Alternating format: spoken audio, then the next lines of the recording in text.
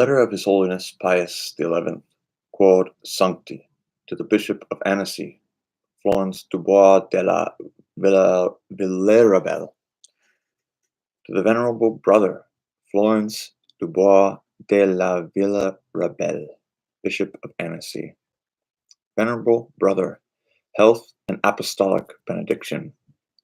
How welcome and acceptable the news of the solemn manifestations of piety and holy joy that you are preparing to celebrate the memory of Saint Bernard of Menton reaches us. You can understand for yourself. We, who for a long time have been accustomed to honor with special devotion such an important glory and light of Christianity, now raised to this chair of Blessed Peter, most willingly take this opportunity to confirm among men, with the weight of our authority, his greatness. In fact, in the past, when circumstances permitted, in order to restore the energies worn out by the effort of studies, we used to try to reach the highest peaks of the mountains, and we often traveled to those places where, as in a vast theater, the very act of charity of Bernard was admired. And by the teaching of the same places in which the footprints of that most holy man remain so deeply impressed, to the point that you would say that something of him survives even today, we were easily enraptured in the admiration and love of such an exceptional virtue. On the other hand, everyone realizes how extraordinarily valuable his works were, if posterity has wanted to consecrate with gratitude for eternity his name in the immense greatness of the Alps. It is certainly regrettable that, due to the negligence and sad conditions of times gone by, very little information has been handed down to us about so important a man that can be said to be truly free from doubt, since the most famous writers of his life have completed their work without adhering with every care to the fidelity of history. Nevertheless, what we know with certainty about his life is sufficient to clearly demonstrate that Bernard deserves to be numbered among the greatest heroes of the Catholic Church. It is known that, born in Menton, of a very noble lineage, and abundantly provided with all those goods of fortune, of which the rich are called happy by the friends of this world, yet still very young, he put everything aside for the love of Jesus crucified, to the point that, having completed his literary studies, and his father had already prepared a very suitable wedding for him, he suddenly left home, and along remote and steep roads reached Aosta, where he was welcomed with all kindness by Peter, archdeacon of that church. Having begun the priesthood under the guidance of these, he immediately shone with extraordinary virtues, and especially with such penance as to refuse wheat bread and water from the stream as delicacies. Such were his food and drink that, mortifying the taste, they were barely sufficient to sustain life. Having reduced his body to complete servitude, he devoted himself with all his strength to the preaching of the divine word, first as a canon of Aosta, then for more than 40 years, until the end of his days, as an archdeacon.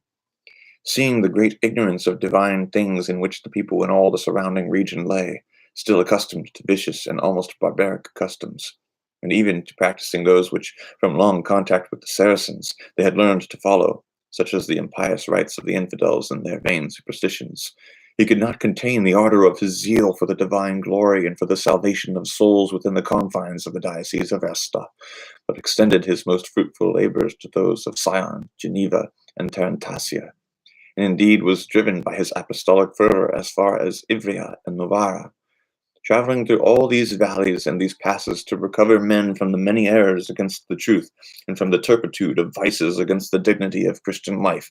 He fruitfully shed so much sweat that he was nicknamed the Apostle of the Alps.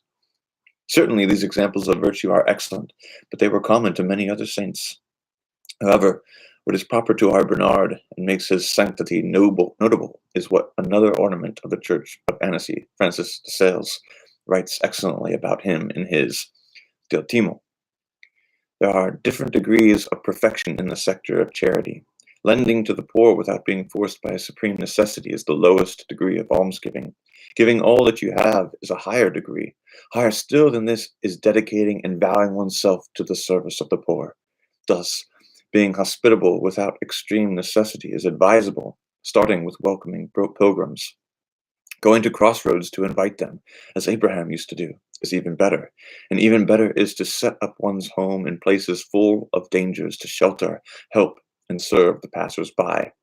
In this assistance, that great Bernard of Menton, a native of this land stood out.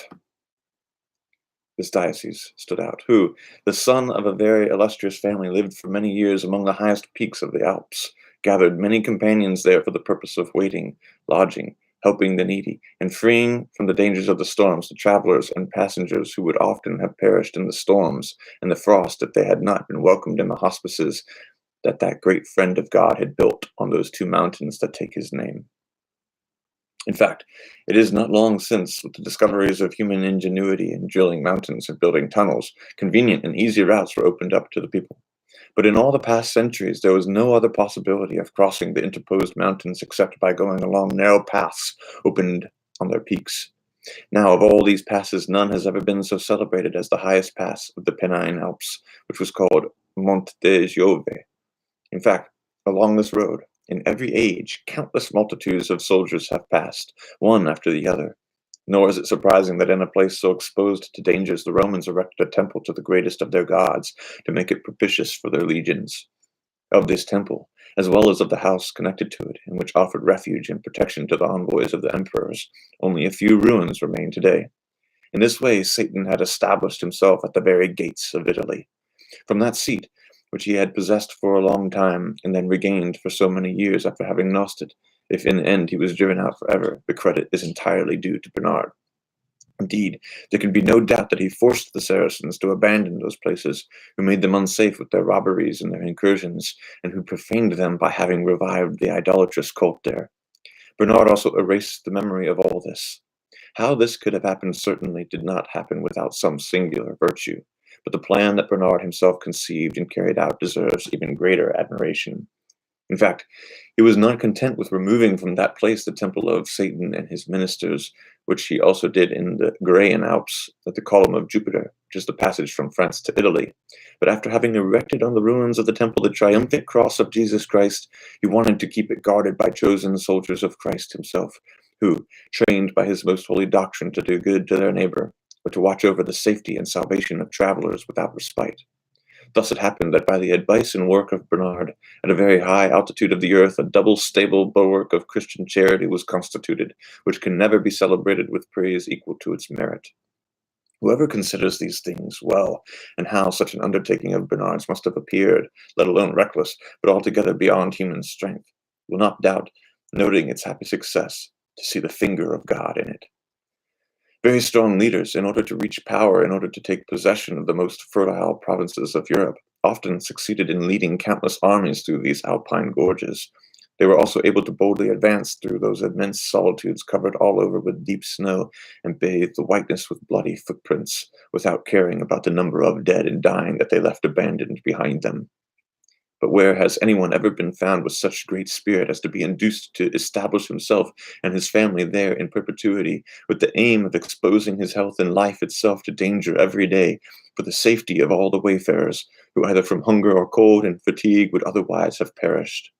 Well, this is precisely the immortal boast of Saint Bernard of Menton, who not only conceived this plan, but put it into effect, and it is now 900 years since the hospice he erected, certainly more solid than sumptuous, began. And this with how much toil and expense, with how many examples of truly invincible virtue.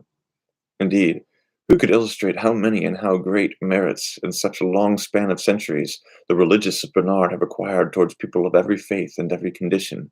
How much help have they brought in extremely difficult times?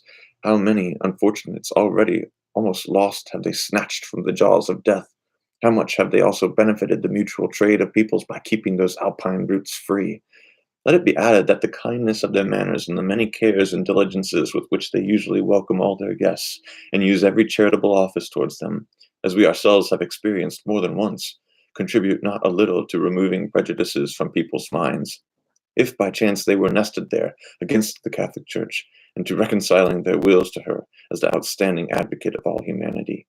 And here we like to offer the most heartfelt congratulations to our beloved sons, the provost and canons regular of St. Augustine, who, keeping the spirit of Bernard inviolate, persevere with so much love in that ancient station and refuge of Christian charity, aided by their dogs. They're very astute in the search, very ready to help. We certainly know that the most recent scholars are in doubt about the exact year of St. Bernard's birth, But leaving this question unprejudiced, we will willingly agree with you, venerable brother, that according to the computation commonly received for the past, you celebrate the 1000th anniversary, especially since there is no doubt that the present is the 800th year since the Bishop of Novara, according to the custom of those times, attributed the honors of sanctity to Bernard, who in that city had passed from earth to heaven, honors later ratified by the authority of the Apostolic See. Also, we believe that this anniversary should be celebrated during these sacred festivities, on the occasion of which, therefore, we, in order to increase, according to the fullness of the apostolic power, the cult to such a man paid by the Alpine people from the beginning, and continued in times since without any interruption, want Saint Bernard of Menton to be given as a heavenly patron not only to the inhabitants and travelers of the Alps, but also to those who practice climbing their peaks. In fact, among all the exercises of honest pleasure, none more than this, when rashness is avoided, can be said to be beneficial to the health of the soul as well as of the body. While by hard toil and effort to ascend where the air is thinner and purer, one's strength is renewed and invigorated, it also happens that by facing difficulties of every kind, one becomes stronger to sustain the duties of life, even the most arduous.